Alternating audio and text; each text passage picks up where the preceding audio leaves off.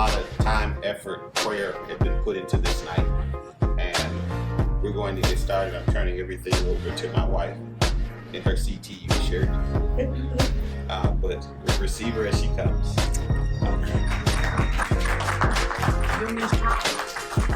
Thank you again, everyone, for coming out. All my speakers, I thank you. I know you took time out your busy schedule to be a part, and I really appreciate it. Like Pastor said, we're gonna just keep it moving. You know, as they come, they just come on in. So my young people, I would like for you guys to move on up closer, please. Come on over here. So what we're gonna do, well, since we only got 4, we're gonna do a quick icebreaker. I was gonna do rock, paper, scissors to break the, quietness of everyone. 1, 2, 3, go. Well, best out of 3. Oh, One more.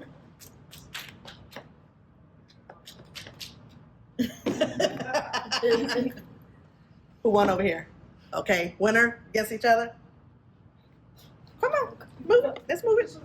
Come on. That's why I'm doing this, to break it up. Come on. Ready? Yeah. You act like y'all scared to be close to each other.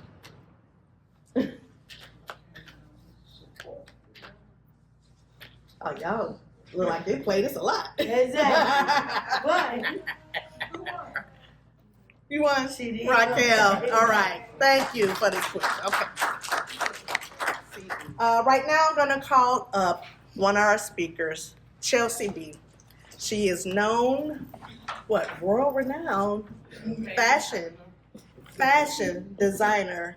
She is known for her fashion wear, knitting all over. She made celebrity attire, fashion shows, you name it. So I'm gonna let her have the floor. She's gonna give you a little more about herself quickly. And the reason why I have these speakers, because some of our youth in our previous summits, some of the youth have mentioned some of the careers that they look forward to, thinking about going into when they get older, when they get out of college or trade school or whatever they want to do. So I try to get those speakers to come out so you can hear some of the background of their hard work and what they had to go through to achieve what they are doing now. So right now, Chelsea B has the floor. Give her a hand clap. Giving honor to God, who is my life. Grateful to be here, share space time with you all. I won't try to talk too long. But again, like Lady Clopton said, my name is Chelsea B. Born and raised in Chicago. I know people consider me as a designer, but I am a multidisciplinary artist. I just happen to be a fashion enthusiast, and I interpret my art through clothes and object. But that curiosity in art and fashion led me to what I do now. So we talked about entrepreneurship, what I do now, things. Okay, so I own a brand called House of Chelsea B, where I specialize in crochet apparel. So I know you said it, but I'm sorry. no, it's okay. No, it's okay. But it's crochet apparel. I've known the brand Nike, Adidas, Jordan brand, topicals, you name it. I've had the pleasure of working with them in partnership, and what my mission has been since I entered this space. I started about 12 years ago. It'll be 13. Just in case. It'll be 13 years of me crocheting and entering into the textile and fiber art space. Happy accident. I was in high school pursuing track and field, and what I had always been told growing up was that Black people, we can only get out of the hood through sports and the military, right? And I didn't necessarily see that as my future. I did sports by the time, I did track and field. By the time I ended my high school career, I was 14th in the state of Illinois and first in the city of Chicago, but I felt like God had other plans for me, and one of those was through my art. So I took a leap of faith and decided to apply to a very rigorous school by the name of Savannah College of Art and Design. Many people like Whoopi Goldberg, The Dream, who was I can't even if you know newer designers, Christopher John Rogers, they all graduated from this place. And I felt like God is calling me to this space to make not just make a name for myself, but to utilize what He has gifted me to give back to the world. With that being said, I graduated from the university back in 2019 with my BFA in surface design and textiles and a minor in fashion. And so I'm gonna pause right there. But when I graduated, I didn't necessarily have anything lined up for me. I went to a predominantly white school, so there wasn't really, like when brands like Abercrombie, Hollister, those individuals would come in, they wouldn't look at me. Like I had the same qualifications. I studied probably 10 times harder than my classmates, but because they didn't look like me, they got the opportunity for me. So when I graduated, I didn't really have an internship. I just had my experience, right, and my story. And that story led me to just trusting God. I went through a bit of post-grad depression, where like I didn't have anything lined up, but God told me probably 4 or 5 months after I graduated to take the CTA, right? Just get on the train, go downtown. I'm like, God, why? So I took about like my last like $5-6, got me one of those $3 Ventura tickets and went down there, and that's where I landed my first job as a display artist. So if you ever see installations in the store windows in like Macy's or the water tower, that's what I did for a brand called Alter State. And if you don't know about this brand, I found out later that it was a Christian clothing brand that specialized in textiles, and they had a prayer book in their dressing room. And I remember going in there writing down, because I thought I was going to be interviewing for the retail position. But by the time I got to the interview and we wrapped up, they asked me if I wanted to join their team. So that was my first job, making probably below minimum wage, but I felt like it was purpose driven, right? This is not necessarily my walk or my flow. This was God's flow and His plan. And so that same day I walked down the street, right? Mind you, had my last couple of dollars. I just moved when God told me to move. And I walked down the street and I discovered a place called the Nike Lab. How many of you know the brand Off-White? You know Virgil Abloh? So he curated a space. It was meant to be a pop-up. And crazy enough, that time when I decided to walk in there was when they decided to shift it from like a month pop-up to like months. So at that time I said, okay, God, I'll devote myself to continuing to build upon my craft. And I showed up every day. After work, I would show up every day. They had yarn. I was just utilizing it. I began to learn about the sneaker industry. I began to learn about streetwear. I began to learn about sustainability. No, they were not paying me, but I didn't care about the money.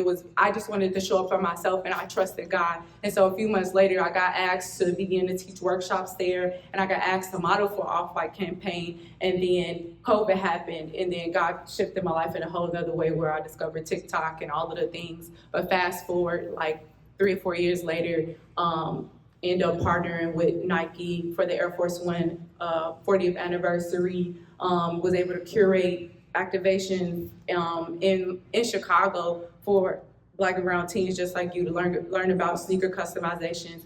Went on to again model for a few brands and then work with celebs like Meg Thee Stallion, Coi Leray, Lucky Day, Flo Milli, all of them. And then after that, was able to design a few sneakers. I dropped one. My latest sneaker dropped last year with Jordan Brand, and I got asked to be a part of Jordan Women's Collective. But outside of that, I still wear my brand. And I say all of this to say, if I hadn't been obedient to what God had told me about the purpose that He had for my life, I couldn't have imagined my life being where it is now today. Is entrepreneurship easy? No. You know, I had my highs and lows, you know, money not coming in all the time. But what I will say is if you got God, you got everything that you need, right? Okay. Yeah. That was quick. I mean, that was quick but long. I hope, you know, that was the span of a lot. I don't know. So with your busy schedule, what do you do for self-care? So she asked, with my busy schedule, what do I do for self-care? Number one, I pray a lot. I get up every morning and I pray. And sometimes that's in the form of like writing to God, or just talking to God about what it is that, not necessarily what I desire, but His provision over each and every day. but I pray. Like, that's number one. Number two, I journal a lot. I do this thing called morning pages. There's a book called The Artist's Way. Y'all should look it up. I know y'all pretty young, but you should read. Instead of being on your phones all the time, but read. And that's one of the books that I've been reading lately, but I like to read. I like to read. Some is informal, some is just fictional stories, you know what I'm saying? But a lot of it is like praying, reading, and journaling. And then I like to explore other art outside of my day-to-day. So I'm an artist at heart. I grew up painting, drawing, all the things. People just know me for just doing this. I brought a piece here. It's just like a puffer coat that I made, but I like to paint. I draw. I just try to explore other mediums outside of my day-to-day. And then on top of that, I run. So I'm an athlete. I'm still an athlete. So I run about 3 miles every other day. So it's about 9 miles, but you don't gotta run. But that's what I do. That's why you stay fit. That's what I do. You know, it's because you know what it is. It's like, no offense, I feel like sometimes younger generation, something doesn't go right one time, and then it's just quit. I just quit on it, and the reason why I run and why I still do athletics is because it pushes me mentally. Like, sure. Yeah, my body may be physically tired, but if I think that I can do it and I say that I can do it, then I can do it. So yeah, I get to two mile, I'm like, Jesus, I got a mile left. That half mile, I'm running to the red light, like, look, please don't change, because I just need to just stay right here so I can breathe a little bit. But I try to work out and move my body just at least every other day, because that just helps me mentally. You know, the world and social media try to tell you what you should be. You compare yourself, especially now, like, there's so much that we consume and so much that's out there. It can be a lot of noise to taint the vision that you have for yourself. So I do these things as an outlet for myself, so I can have a positive mindset, you know. Yeah. Do you have a social media you'd like to share? Do you have you can follow me or find me on Instagram at Chelsea B128, or you can just type in Google Chelsea B Crochet Artist. It'll pull up, because I usually just say that, you know, you find some stuff in there. But yeah, Chelsea B128, or if you want to follow my brand at House of Chelsea B, you can do that. I'm doing a rebrand right now, so that's that. But that's me. Thank you. Any questions? What is it about crochet that, like, inspires you, or what are you able to do outside, different than another medium, fashion, or like? So I say that crochet found me, or textiles found me. It was almost as if the puzzle pieces clicked. Like, for me, we're running, it allowed me to be free. Right, and it just became this thing where I felt like nobody could touch me, in a sense of, like, not that I was competing with anybody, but I battled with a lot of childhood trauma and things, and that running became my outlet. And just as this peaceful feeling that I got from running, that was the same thing that I got from crochet. And then later on, I found out that my great-grandmother, she actually crocheted, but she passed away like 2 years before I was born. But her and I are the only two in my family that crochet, and I'm like, maybe that's the thing.Maybe I'm living out the dreams that she couldn't. And then last but not least, it was the idea of representation in this space. When I got to SCAD, I was 9 times out of 10, I was one of one or one of two Black people in my class. And we're not even talking about Black girl, Black boy. I was just like one of one Black person or one of two Black people. And then I didn't see people that looked like me in this space, and then doing what it is that I had a desire to do. So I saw it in mainstream media in my head. I saw it on sneakers. I saw music videos and billboards. And crazy enough, we have this software that they would have us use called WGSN. If you don't know what WGSN, it is a trend forecaster for fashion, like 3 to 5 years out. And so crazy enough, I want to say 3 or 4 years ago, I remember a student that was at SCAD, he was an undergrad. He had messaged me, because I like to keep in touch with you. He messaged me and he sent me a screenshot of the WGSN website, and I was on there.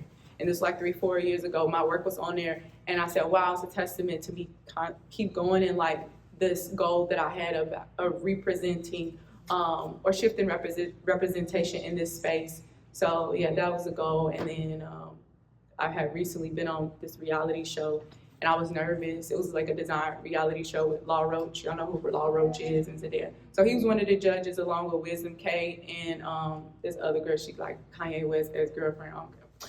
But she was one of the judges too. But I'm serious. And you know, that whole process, I was nervous, but being there, I was the only person that was crocheting. I was the only Black person that was competing, and then I was the youngest as well. And all of these other people have been running brands and stuff for like 10 plus years. But moments like that is why I started. You know, now it has opened up a lane for so many other people and Black girls and Black boys to just do this. Simple. Yeah. Yes. Can we see your coat? Oh, Video? this Yes. is it's just simple. I brought this. I wanted to bring some other I stuff, like that. but yeah, it's a puffer coat. It's one of my pieces that they got me on like VH1's, VH1 and yeah, a few other things. But yeah, I brought this because I feel like this is like my butterfly story. It was something that I had to master for about 2 years before I actually put it out into the world. And it has grown with me when I was like a home care aide before I took on full-on entrepreneurship. And so I take one of these with me. Yeah. I like that. Nice. Very nice. It's thick. Yeah, it's thick, it's Yeah. warm. If Yeah. you cold, it's gonna keep you warm. I like that. Yeah. All right.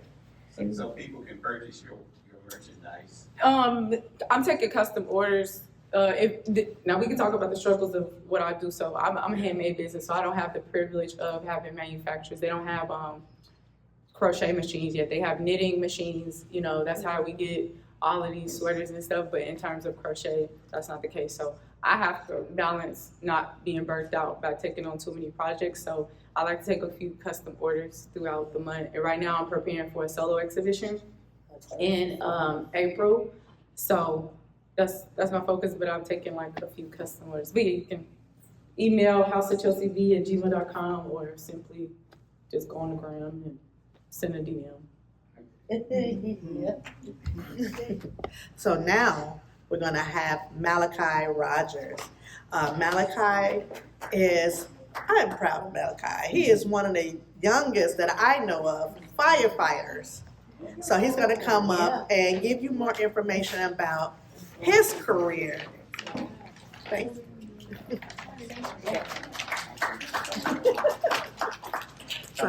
I'll look up that. I understand. You welcome, baby. You got this. You got this. Yeah. For sure. Like the lady Compton said, my name is Malachi, and I'm a firefighter. I guess, yeah, I don't really have nearly as much to talk about as she did, but I can talk about why I wanted to be a firefighter. It was mainly because growing up, I did come from the south side in Inglewood. I didn't really see too many people of my same skin tone, color, like even with the hair. Like I know you see Black firefighters, but they cut their locks off. It's kind of like stripping them in a way. But I kind of wanted to be a firefighter just to show other younger guys like what they can do, because a lot of my friends as a kid, they did just go out on drugs, go to jail, gang bang, do other things of that nature. So I didn't want to fall into that stereotype. I wanted to do something good with my life. I wanted my family to see me doing something good with my life. So to achieve that dream, I was training all the time. I used to run track, weightlift, do all these things just so I could get to where I am now. And now I'm here, it's nice and whatnot. I'm still trying to figure out what else I want to do, because I mean, it's really a young age to achieve such a major dream, because a lot of my classmates were 30, pushing 40, and they just now achieved the dream. So now I'm trying to figure out what I want to do with my life further on. But I mean, I'm comfortable now just helping people on a regular basis. It's nice to wake up every day and get to put a smile on somebody else's face, you know? How old are you? 21.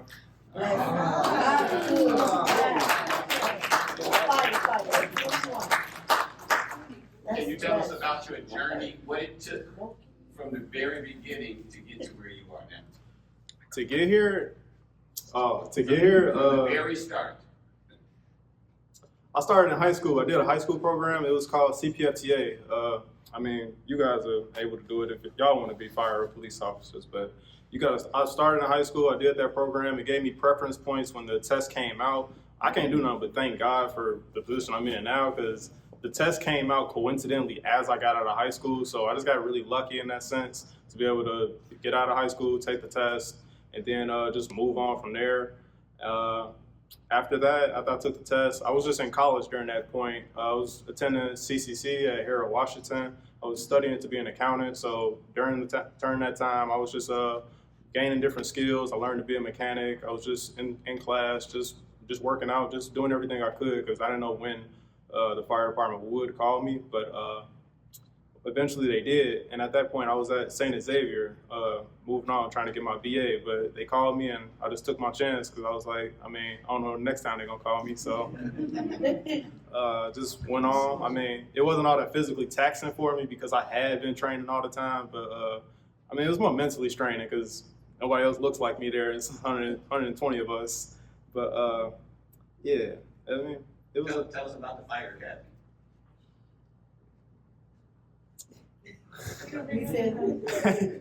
It was stressful at times. Yeah, that's all I can really say. It was stressful at times, but physically I felt fine. But mentally, it is an adjustment. Like getting used to not being able to see. Because I know you guys don't run into burning buildings, but it's stressful going into a place knowing it's burning up high. You can't see anything. Things of that nature, crawling around. Like, I mean. The fire academy on the medical side, learning to be an EMT, that was really stressful, but I mean, it was nice because I had people to get through it with and study with. No, I don't really like dealing with the dead and whatnot, but I mean, it just come with the job. But it's nice when I do get to help people and stuff. I know myself, like I don't see fires every day. Like what's like your average like week or like day like are there like that many fires? Like what else do you do? What are your other responsibilities in like the community? Like So other responsibilities. So I'm a firefighter EMT. So everybody is in the city. We're all fireman EMT or a fire paramedic. So pretty much my other responsibility is just helping out ambulance calls. So doing CPR a lot, or just, I mean, you pretty much can just call us for anything at this point. Like we move fat people up and down stairs, like check blood pressure. Like we do a lot of medical related things more than fire related things. Like yeah, that's a big core of the job. Just doing EMS related things. Like we show up before ambulances show up a lot of the time. So I mean, that's mainly what I'll be doing. Or sometimes I like to just sit outside the firehouse, wave to people and whatnot, like let them see me smiling at something. Or sometimes I even like to have plates of food because we waste a lot of food there. So I don't like to, but I like to just try to help out the people, like give them out food and whatnot. Some people take it, some people don't, but I mean, something to help. Yeah, that's cool. Yeah. That's what's up. I have a couple of questions for you. First of all, can you explain to us what your schedule's like? Are you like? I'm sorry. Where's the other mic? Oh, I'm sorry. I didn't speak up. I'm good. No. I need the mic. Oh, I work 24 hours and then I'm off 2 days after that, and I do that 4 times over, and then I get 5 days off. But it really don't even feel like 2 days off because that first day I'm just kind of asleep the whole time. Right. So really it's like 1.5 day off sort of. But I mean, it's still a nice schedule for sure. Okay, so where are you stationed? I'm on Engine 23 and 19th and Damon. I'm in Pilsen. Oh, wow. Okay. Oh, sidebar. We're talking, have you seen ice? A little bit. Let's be careful with the camera. That's not. Yeah. Okay, so just a little background. My family is a fire department family. My dad his company integrated the fire department in the 60s. Talk about that later. But he was a lieutenant in the 60s.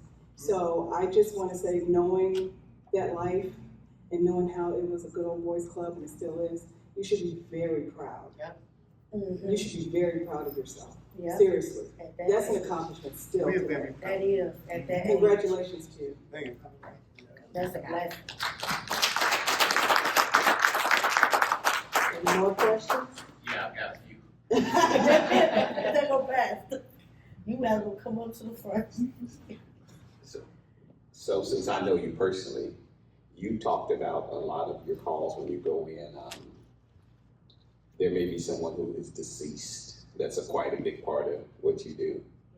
How do you handle that mentally? How do you, because you're seeing a lot of trauma. How do you, as a firefighter, what are some of the recommendations that they give you? And then how do you personally deal with the trauma that goes along with the job?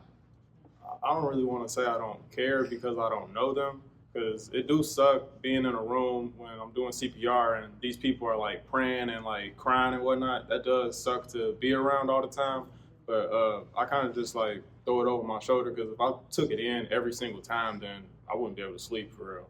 I mean, sometimes it hits closer to home. If it's like someone closer to my age, or like somebody kind of like looks like a family member or something, that might hit a little closer to home. But since I am so far away from my home neighborhood, it's a little bit easier to deal with it since I don't know these people personally.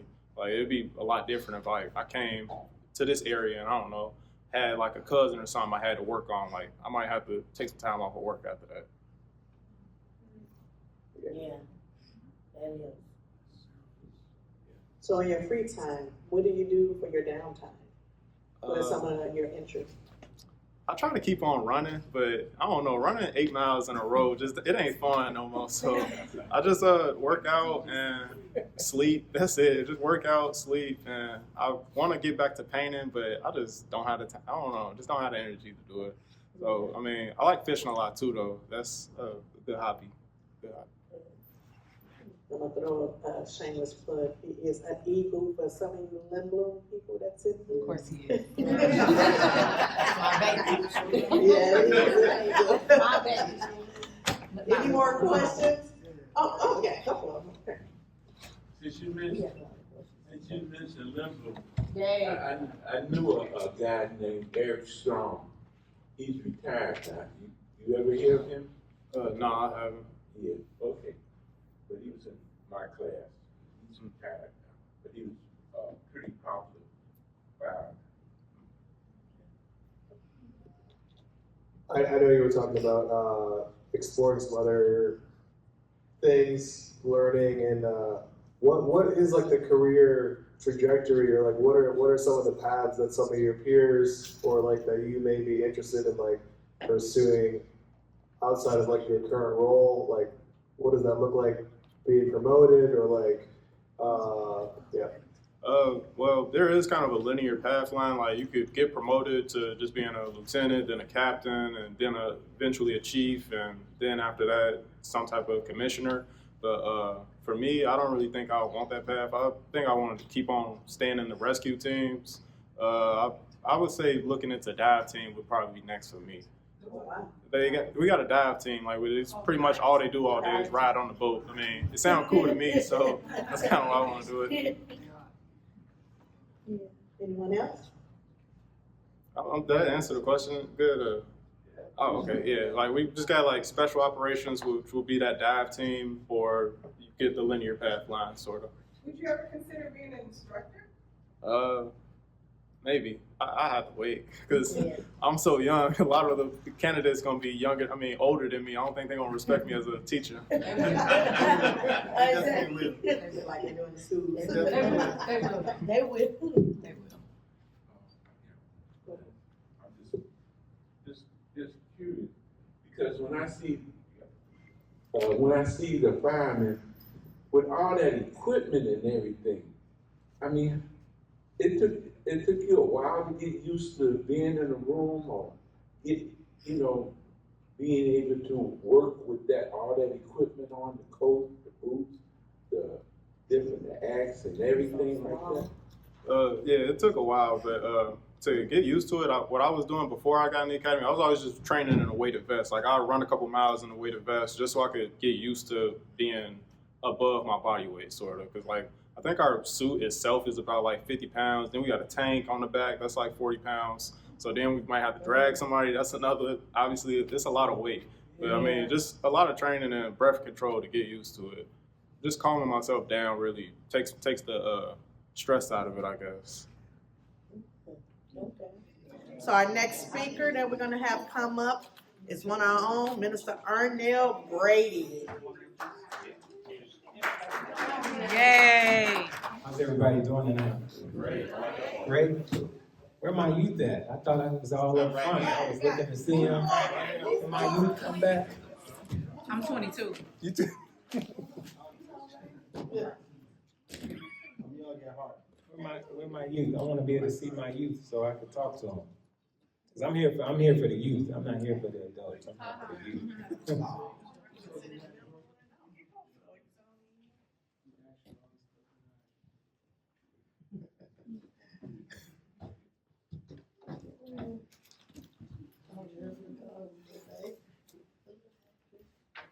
There we go.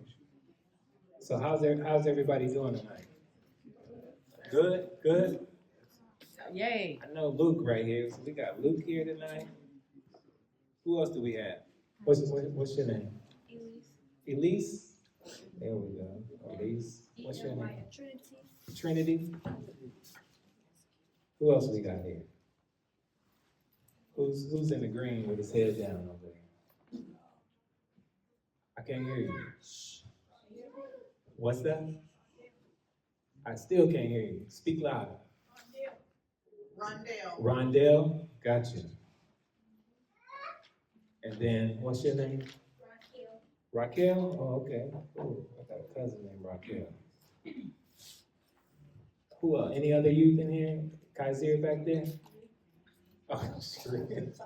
Chelsea B. Kaiser back here too? Oh, there you go. What's up, man? Good to see you. So we got some youth here tonight. So first of all, I want to accommodate and thank y'all for coming. Because it's a Friday night. So you could have been doing anything. It's a lot of things you probably would have wanted to do. Rondell, right? It's Rondell? Can I be honest with you? No, for real. Can I be honest with you? If I'm being honest, tonight I didn't really even want to come here. I'm being honest. I'm being honest. I really didn't want to come. But I accepted this speaking engagement because First Lady asked me. But beside that, the thing it was, when I accepted it, Kaiser, I started thinking about it that week, because it was a Sunday. She asked me up here, I was like, yeah, I'll do it. It's for the youth, absolutely. And then I started thinking about it, I said, it's Friday at 6 p.m., 2 hours. Man, on a Friday night, you know what I could be doing on a Friday night? Rondell, what do you do on Friday nights? Nothing? Just chill? I could have been doing the same thing, chilling. What you do on Friday nights? Sleep. I sleep too on Friday night. I'm with you. Luke, what you do on Friday night? Yeah, I watch TV, movie, catch up on my shows since I had to work all week. At least what you like to do? Yeah, movies, Trinity. Sleep. Okay, a long week at school, I got you.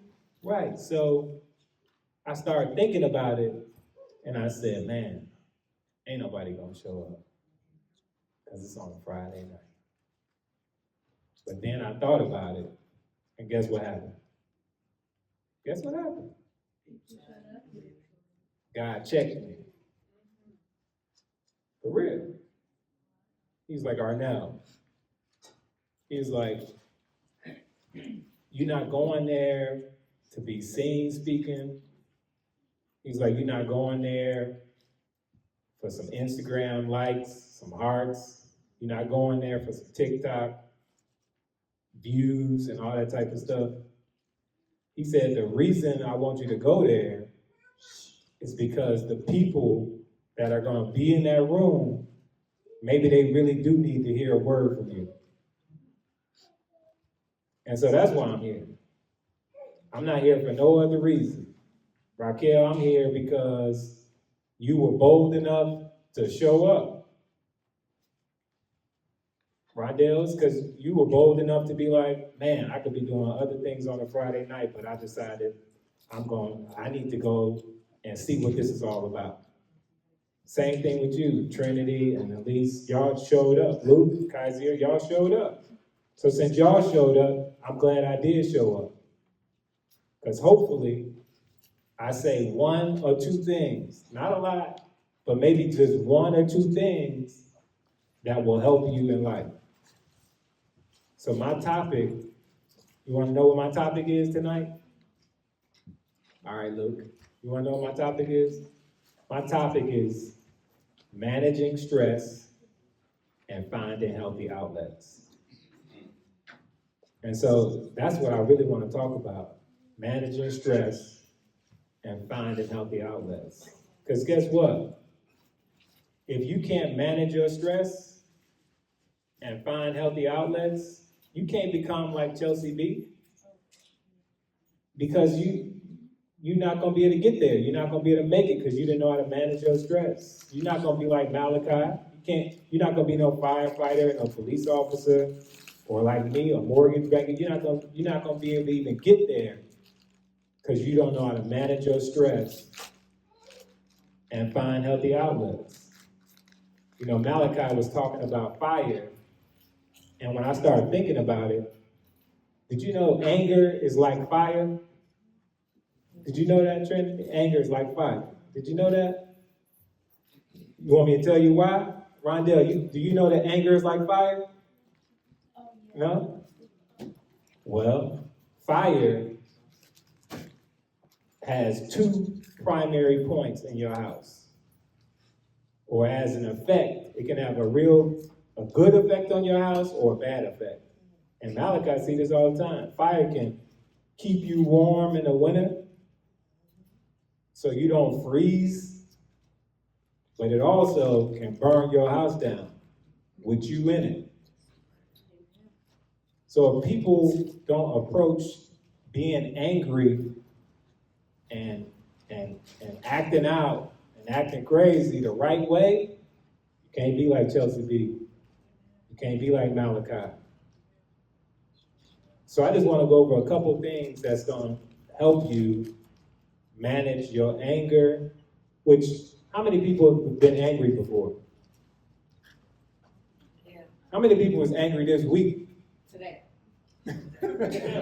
Today. So that's everybody. Or most people. So we all go through it, and the reality is Jesus got angry. Did you guys know that? Yeah, Jesus got angry. Jesus got angry when people were in the temple, which is the church, trading money, selling stuff. And you know what he did? He went in the church and started flipping tables over and trying to whip people in the church, in the temple. But that's a different type of anger. That's called like righteous anger. So righteous anger is like when people are going against God's word and you're angry because of what they're doing and you know it's not right. We handle that anger like Jesus. We can get a little rowdy. Nobody said you can't get angry. Everybody gets angry. Everybody raise their hand. Most people, we get angry. But it's how you handle it. Because if you don't handle anger right, it's going to handle you. Who plays video games? I do every once in a while. So everybody kind of plays a video game. Who's before played NBA 2K? Okay, right there. What about Madden? Okay, what about Pokemon? Okay, nobody. All right. But, oh, you have? Okay. What about Mario? Minecraft? Okay. But NBA 2K? Who's played that again? Who's Fortnite? Yeah, there we go. That's a good one. Who's played that before and got angry because somebody cut the game off, hit the reset button, cheated, pressed the button when they weren't supposed to do that? Who got angry before like that? What'd you do? What'd you do, Luke? I screamed because I was mad. You was screaming? What'd you do, Rondell? Tell the truth. Tell the truth. What'd you do? You're in the church. What'd you do? You walked out the room. Okay, that's cool. What you do? Put the controller down. What you do, Kaiser? Went to sleep after they did that? Well, you know what I did before? I did what most people kind of do. You guys are, a lot better than what I did. I threw the controller That's my son. and broke it. And guess what happened when I did that? What happened? I couldn't play. I threw the controller and couldn't play. So I used to play basketball. And anybody ever see like that Indiana Pacers game that Ron Artest and all them ran into the stands and all that type of stuff? You seen that before? Malice in the Palace? What happened after that? Got suspended. What happened when you get suspended? Can't play. Anybody ever seen somebody get a technical foul and get two? Draymond Green. What happens? Out the game, right? You can't play. So if we don't learn how to manage our anger, we're gonna be out the game.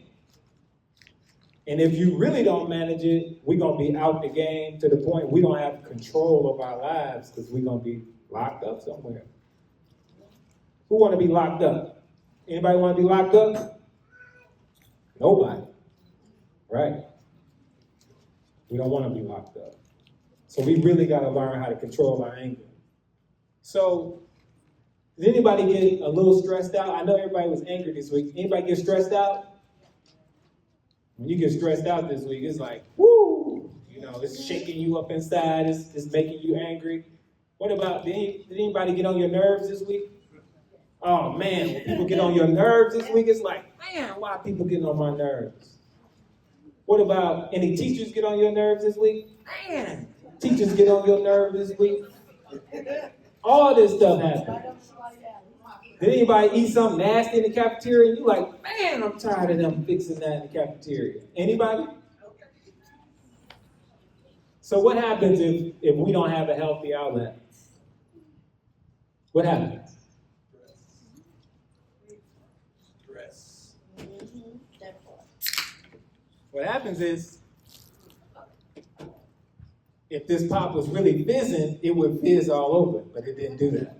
But that's what would happen. We would pop on the inside. If we're not able to control our emotions, if we're not able to control our feelings, and if we're not able to control our frustrations, we're going to pop on the inside. And then we know good. We're going to lose control, and then we're going to be out the game. Everybody got a pen? Get a pen real quick. Get a pen. I know First Lady got some pens on the table. Get a pen real quick so I can give you something. I'm going to give you something real quick. I'm going to give you 3 things I want you to do the next time you get frustrated, the next time you're not feeling good about yourself or feeling good about other people, and the big one, the next time you think you're about to get in a fight. I want you to do 3 things. Who's ready? Who got their pen? All right, Rondell's ready. So Rondell, it's this scripture. There's not the 3 things yet, so you don't have to write this down. But there's a scripture. Let me get this scripture for you. This scripture is from Ephesians. It's in the Bible. It's from Ephesians. It says, in your anger, do not sin. In your anger, do not sin. It says, do not let the sun go down while you are still angry. If you get angry, frustrated about the fight, not feeling good about yourself, I want you to think. Write down think. That's the first thing. I want you to think. Think before reacting. That's what I want you to do. Think before reacting. Now you can write this scripture down. This scripture is Proverbs,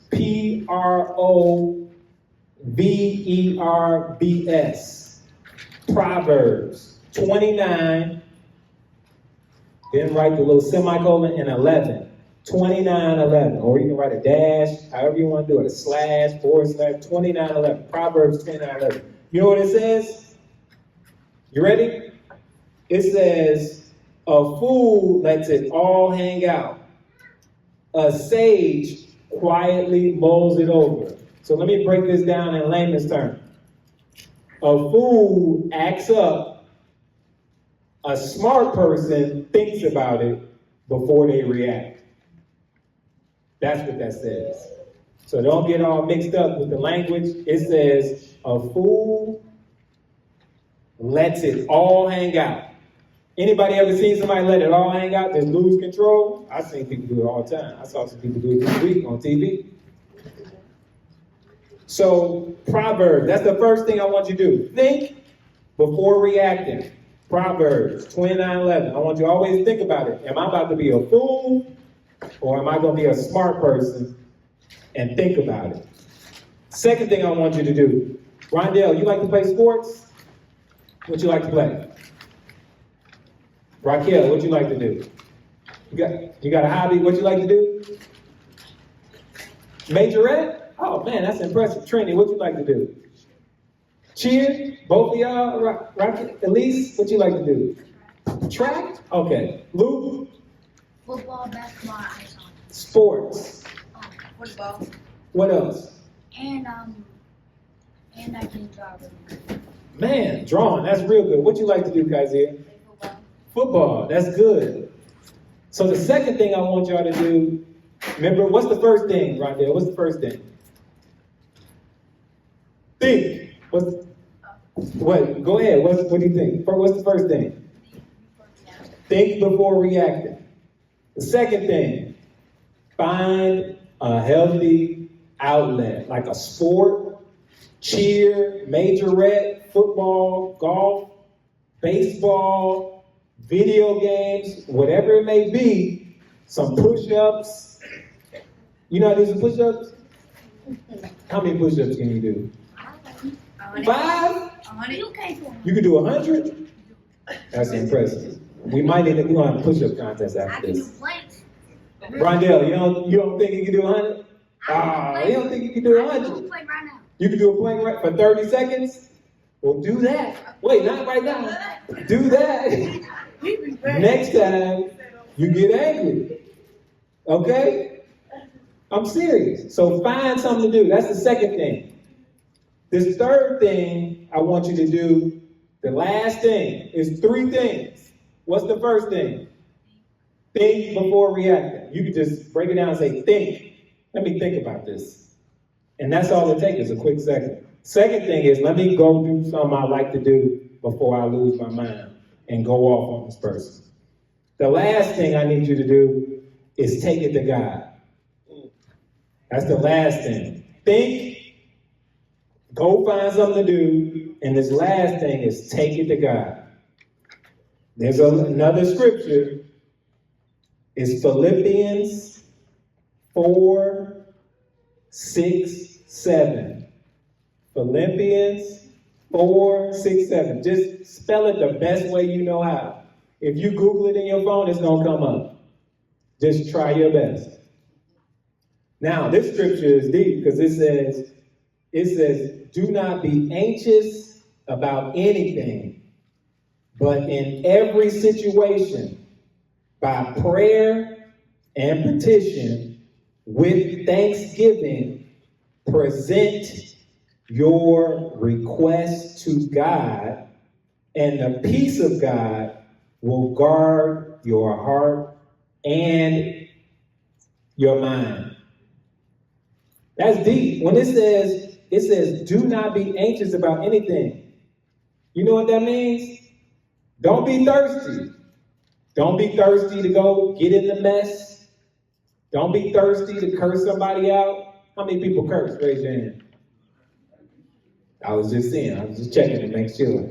Y'all know y'all curse. Come on now. I'll be in the school. I'll be in the lunchroom volunteering at my kids' school. And guess what? Second graders, first graders, they be cursing. Like a favor. You know they be cursing. Rondell, you ain't never heard nobody curse? Oh, what grade you in? 6th grade? You're my daughter's grade. Baby girls. At sports games, all that stuff. Baby girls. They make a bad shot. I hear it all the time. So it says, do not be. You got a question, Luke? What's your question? My brother, Jermaine, he sometimes crazy when he loses the game. See? Right. People do it. But it says, do not be anxious about anything. So don't be thirsty. And then it says, it didn't say sometimes. Right there, let's say in every situation. Every situation. That means not on Tuesdays, Monday, Tuesday, Wednesday, Thursday, Friday. Every situation, every day, Saturday, Sunday, every day, by prayer and petition. Petition just means go ask God for something. Go ask Him for your help. Go ask Him for your help. And it says present your request to Him. And then, most importantly, when you do that, it says God's gonna give you His peace. Whose peace do you want? You want the world's peace or you want God's peace? I want God's peace. I don't want the world's peace. I want God's peace. And it says He will guard your mind. How many people know what's the most important part of your body? The mind. The devil does not have to make you trip down the stairs and break your leg. Because if he can get your mind and make you do something crazy, and now you running away from the cops or something like that, and you break your leg, he still accomplishes his goal. The devil is after your mind. He's not after your body. He's not after none of that. He's after your mind. He's not after your friends, your network, your money, none of that. Because if he can get your mind, he knows whatever God does bless you with, you're not going to be able to keep it nowhere because of our mind, our actions. So the last thing, take it to God. The first thing, what's the first thing? Think. What's the second thing? Go find something to do that you like, a hobby. And what's the last thing? Take it to God. If y'all do these three things, every frustration, every fight, every feeling that doesn't feel good to you, you should be successful with this plan. Think before reacting. Go find a hobby. And lastly, take it to God. Any questions? You got it? Y'all got the blueprint? It's the blueprint. Who's trying to be something one day? Okay, let's start back here with Raquel. Raquel, what you trying to be?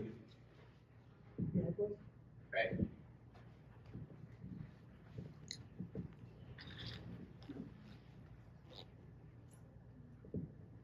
I want to be a pediatrician. That's wonderful. Come on, y'all, let's clap it up for her.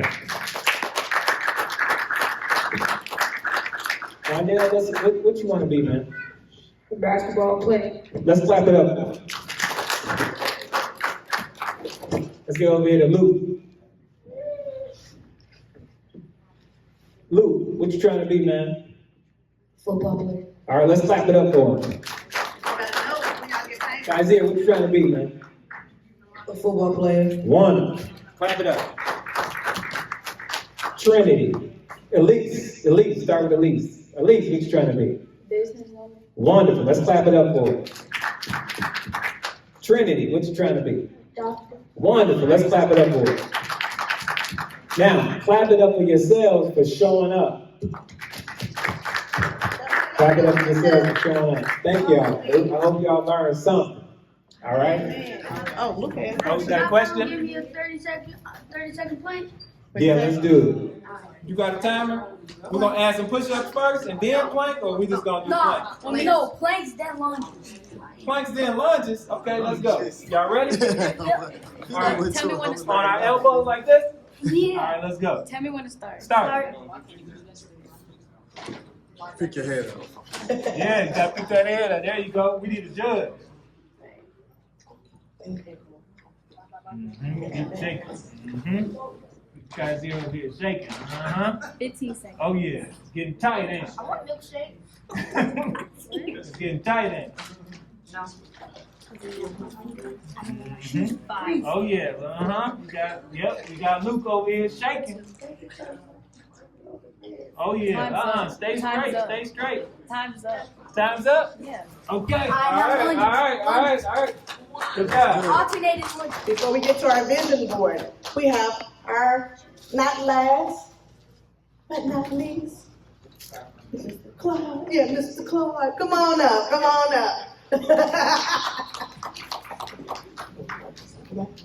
First, I'm not a guy who's ahead of my life. To my pastor and my first lady, I'm always grateful when they give me opportunity to speak, and especially to the youth. A little brief about myself, born and raised in Chicago, but something that I feel can help you all. I was raised adopted. My birth family didn't do what they were supposed to have done. But by the grace of God, when I was 5, he gave me a way out.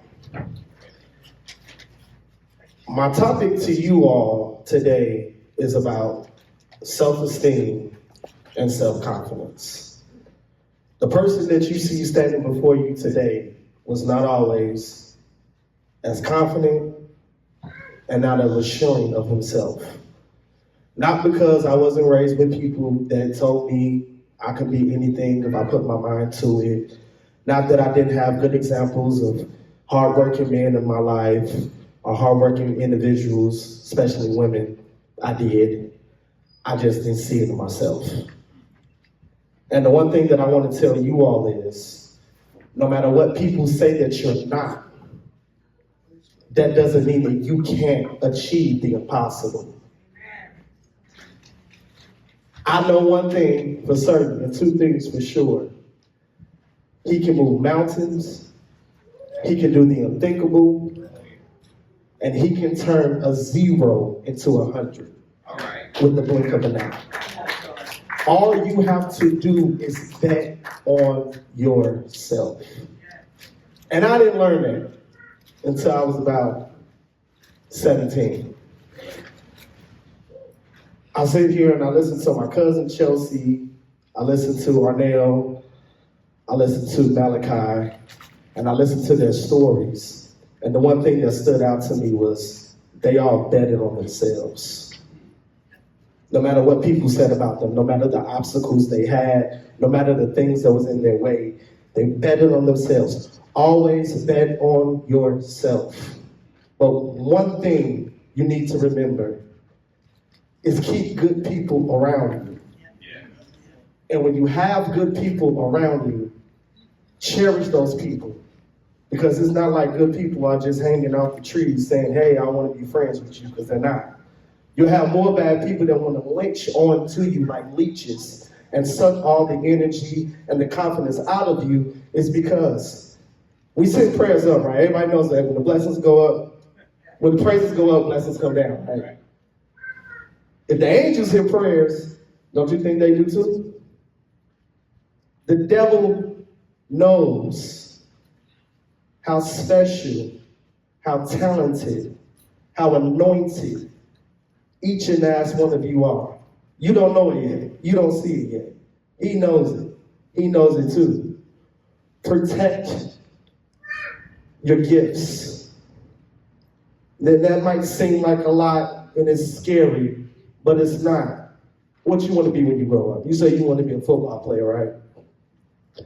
Be the best football player you can be. But remember this one thing. You are only as strong as you tell yourself you are. And you are as weak as you let them say that you are. Don't let other people's opinion become your reality. How I got into mime dancing,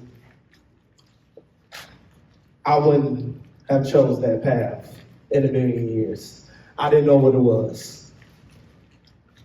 My pastor from my childhood church came to me after service, excited. I'm talking about, he was excited out of his mind, saying that he saw two guys mind dance, and he thought of me. At that time, I'm like, why me? What are you telling me for? He says, I know you can do it. So he says, go home, Google K&K Mind, and I give you 2 weeks to present something to the church. That, for an unconfident person, boosted my confidence, because before then, nobody was asking me to do something special.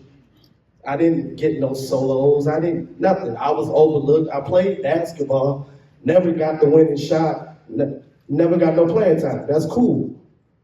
How this boosted my confidence, it was simply in the mass.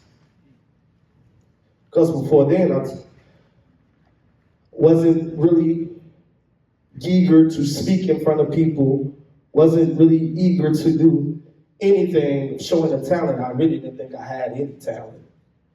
I tried a lot of things and I failed at a lot of things. But the one thing that I did when I put my heart into it, something special happened. And the first time that I put the paint on, I was scared, I was nervous. I thought the whole church was gonna laugh at me because I'm not very coordinated. And Pastor would tell you that me and rhythm are not best friends. But it was something that when I put the paint on, and my mother, she always had a way of telling me nice things, but it worked. She said, pick a song that you've heard your whole life. And it was kind of the opposite of what other people saying. Well, just do something ain't nobody heard of before. Get the crowd, you know what I'm saying? No, I'm glad I listened to my mom.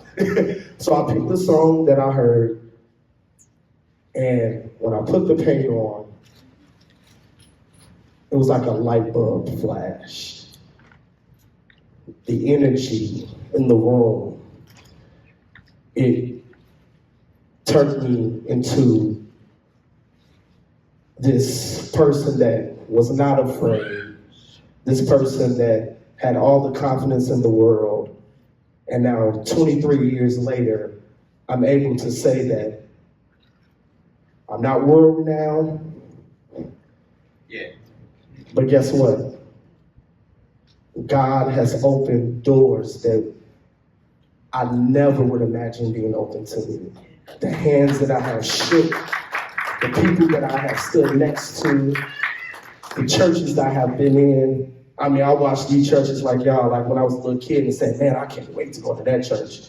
And I'm there. I'm saying all this to say, self-confidence doesn't start when you have a career. Self-confidence starts now, when y'all going to school, when y'all around your peers. You want to play football. You think you're good? Cousin, you think you're good? I want to tell you something. Don't get mad at me. But there's 100 kids that think they're better than you. You got to have the confidence in the world to know that you can do. Don't look down. Stand proud. Hold your head up high. There's nothing wrong with friendly competition. But remember, God has given you everything you need. It's inside of all of you. You have to tap into it. There's no self-help book to make you successful. There's no book that's going to tell you you're going to be a millionaire in an hour. Stop believing in that. Everything's already in you. Tap into it. The one thing that you need to not be afraid of is failure. I want you to fail. Not because I don't want you to succeed. I've learned in the 30 years of me living, failure is the first stepping stone to success. You like Michael Jordan? No? Oh, come on, what's wrong with you? Did you know Michael Jordan's Pee Wee coach told him that he wouldn't be able to play basketball? Fast forward, he's 6-time NBA champion, and he's considered the GOAT of basketball. You like football? No? Basketball? LeBron James. Guess what his coach told him? Guess what his coach told him? You're suited for football. See, I'm saying all this to say, they'll tell you that you can't. The goal is to turn a no into a yes. And if you have one, you can rule the world. All you need is one. All you need is one yes. And it's already been given to you. Right, yes, yes.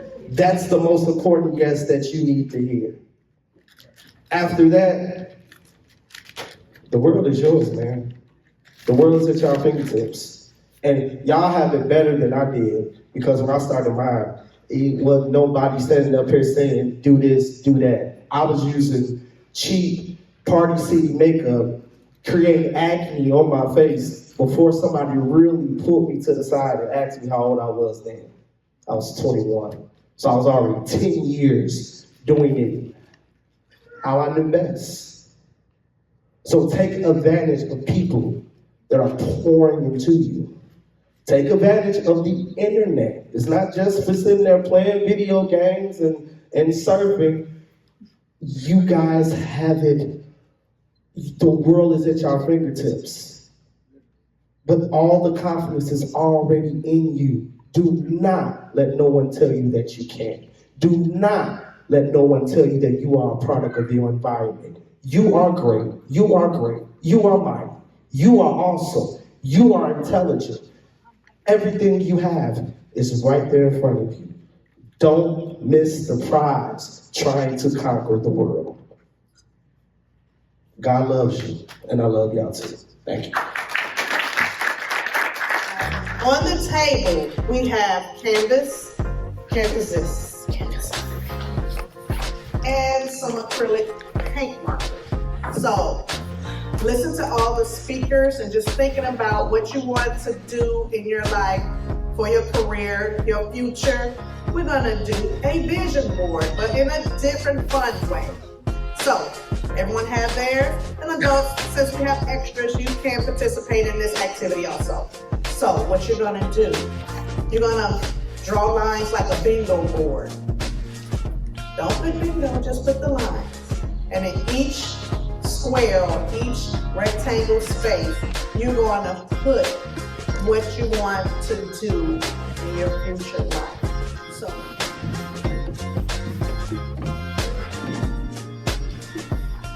I'm not a great artist. Yes, you are. All I said, you be. You did say that. Right.